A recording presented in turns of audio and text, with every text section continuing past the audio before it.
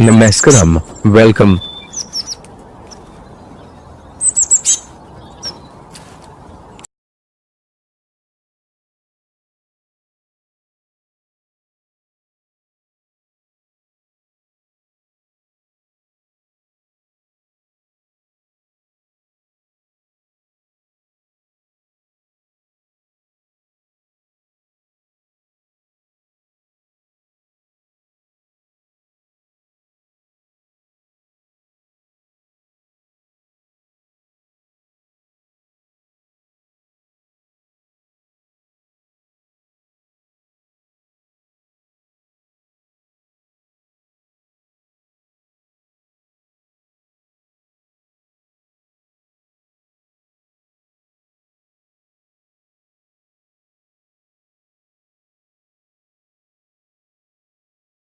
Today we will start session on quarantine and reverse quarantine. Before starting, this episode is a tribute to the mothers and fathers who have lost their lives due to COVID-19 all over the world. This should not happen. We need to prevent this. These are all preventable. So please hear the beautiful music very carefully and offer our prayers to them.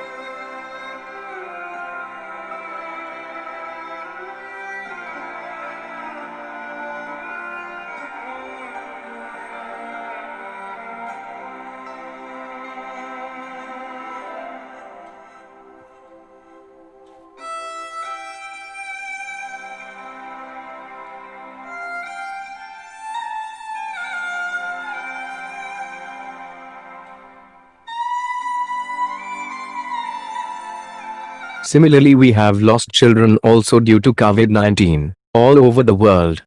This should not happen. We need to prevent this. The following music is a tribute to them. Please pray for them.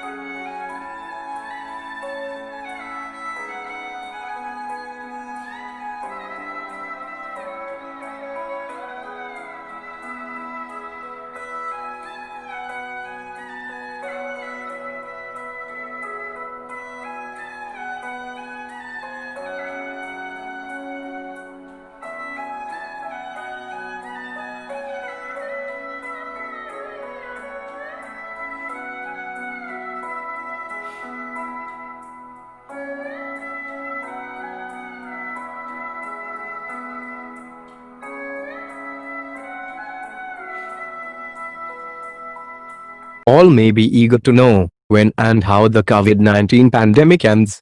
It is believed that all pandemics naturally stop spreading when a certain percentage of the population become immune to the virus. The logic here is that once this threshold is reached, the virus is no longer able to find a host to infect. This is how herd immunity develops. As a result, transmission slows down and stops. The percentage of population need to become immune vary between viruses. This is the concept of herd immunity.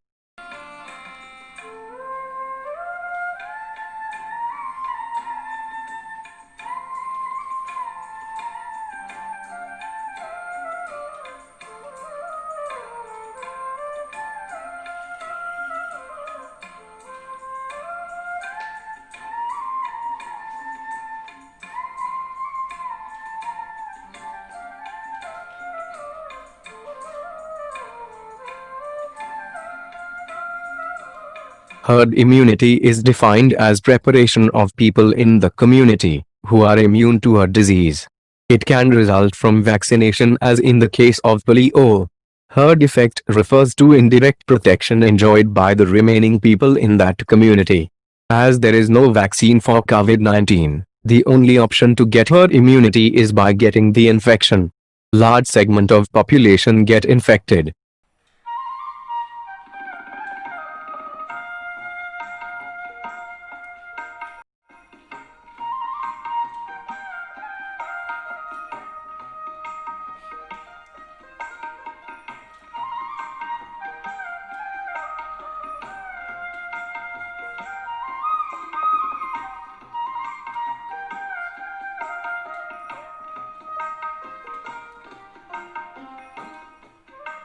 The sad fact while developing herd immunity is that large number of people will die, especially in the older age groups.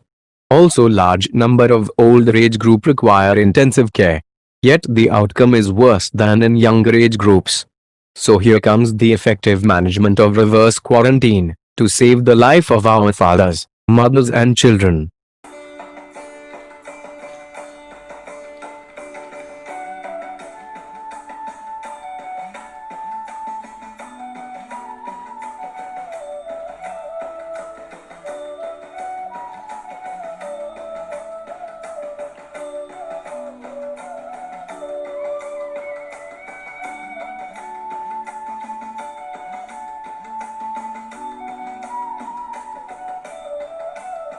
What is the concept of herd immunity and its relation to reverse quarantine?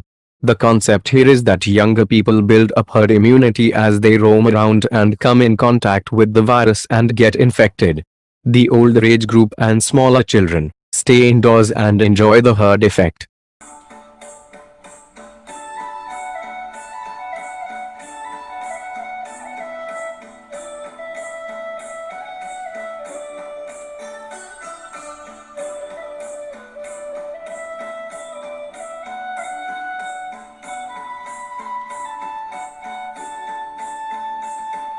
Unfortunately, not all viral infections generate natural antibodies. Every time that do not all cases get lifelong immunity.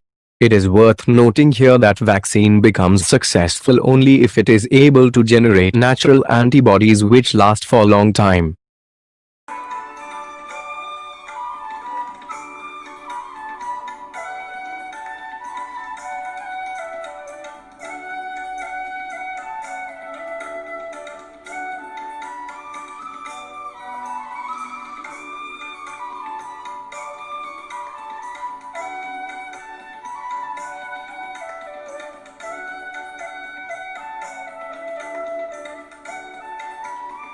What is the success rate of quarantine and reverse quarantine?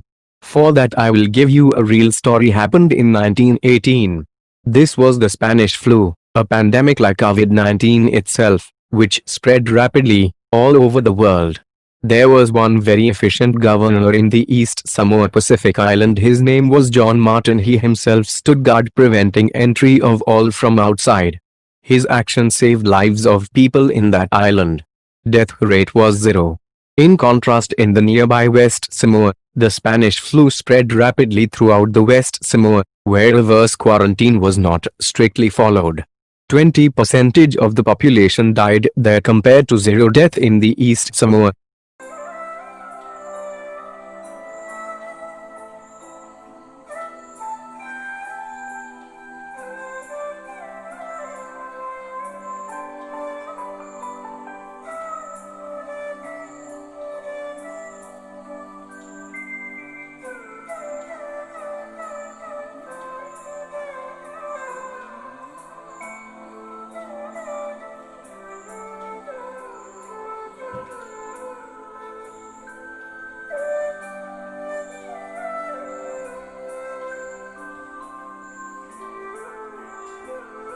So that was a fine example of the uncompromising strategy of reverse quarantine, which saved the entire community.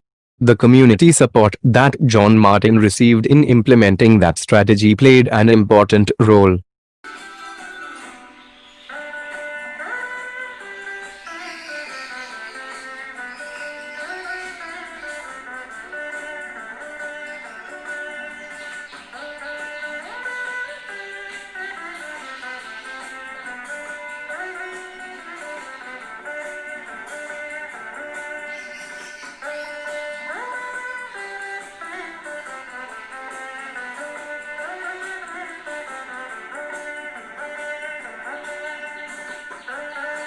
If John Martin succeeded in effectively and successfully implementing reverse quarantine in his island, then why we cannot effectively implement? It all depends only on the willpower of the community, where all of you, as a disciplined citizen, should play your role effectively. Then success will come automatically, thereby we can save our mothers, fathers, children, brothers and sisters.